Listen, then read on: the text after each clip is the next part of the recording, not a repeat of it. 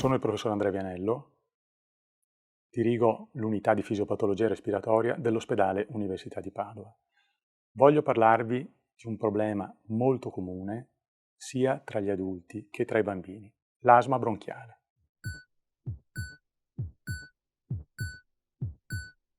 In passato si credeva che l'asma fosse un'unica malattia. In anni recenti invece si è capito che esistono diversi tipi di asma. Questo è molto importante perché ogni tipo di asma può avere la sua specifica terapia. L'asma richiede una terapia personalizzata.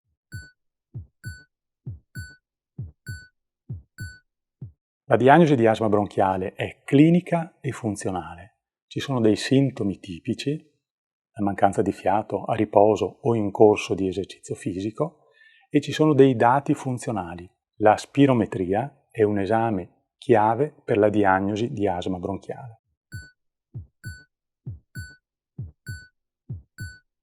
Nel bambino un segno tipico è la comparsa di respiro sibilante. Può essere causato da diverse malattie, ma una di queste è l'asma bronchiale.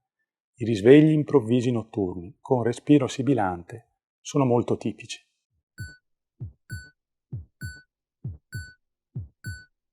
In anni recenti ci sono stati grandi passi avanti nella terapia dell'asma.